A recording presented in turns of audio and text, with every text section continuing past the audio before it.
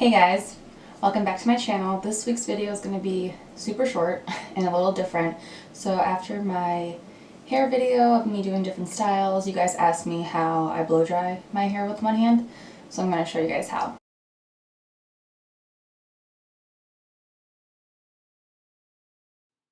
So basically I just put the blow dryer in my elbow of my arm and I hold that down while I have the brush, and then I just brush my hair and straighten along as I go.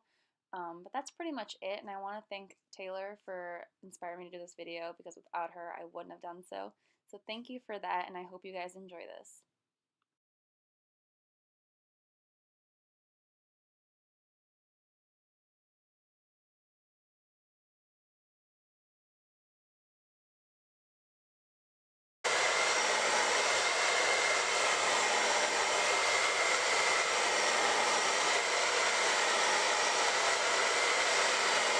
Thanks so much for watching.